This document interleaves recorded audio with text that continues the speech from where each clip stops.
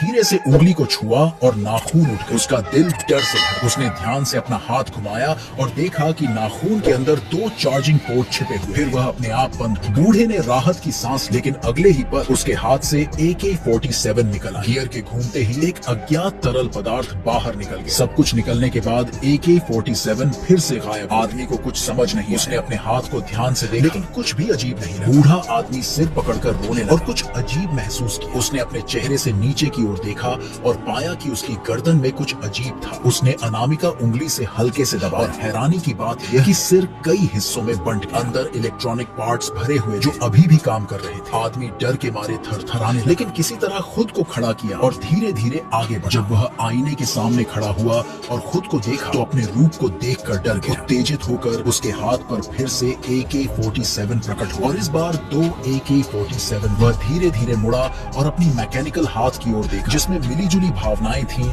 खुशी भी और डर। तभी उसने सुना कि परिवार के सदस्य पास आ रहे। उसने जल्दी से अपना हाथ हिलाया और AK-47 तुरंत गायब। दरवाजा खुलते ही उसने अपना सिर घुमाया और सिर सामान्य। बूढ़ा आदमी धीरे धीरे घर से बाहर निकला और देखा कि एक घायल कबूतर जमीन पर पड़ा। आदमी ने झुककर कबूतर को धीरे से उठाया और उसकी आंखें स्कैनिंग प्रोग्राम चालू। उसने कबूतर की चोट को ध्यान से देखा और घायल जगह पर ऊर्जा प्रवाह। थोड़ी देर बाद कबूतर का घाव चमत्कारिक रूप से ठीक। कबूतर ने संघर्ष करते हुए उड़ान। आदमी हैरान, क्या वह सच में जीवन देने की शक्ति रखता है? अचानक उसने एक मदद की पुकार सुनी। बूढ़ा आवाज का पीछा करते हुए अस्पताल के एक कमरे में पहुंचा, जहां बिस्तर पर एक बच्चा दर्द में कराह। उसकी आंखों ने फिर से स्कैनिंग प्रोग्राम चालू किया और बच्चे के सिर पर ध्यान केंद्रित। उसने दोनों हाथों से बच्चे के सिर को धीरे से और एक नीली रोशनी। 10 मिनट बाद बच्चे के सिर पर एक घेरा घूमने लगा। जल्द ही ऊर्जा से बच्चे की आंखें हल्के से और फिर धीरे धीरे। डॉक्टर ने आदमी को कमरे से बाहर निकालने की कोशिश, लेकिन पीछे मुड़कर देखा तो बच्चा ठीक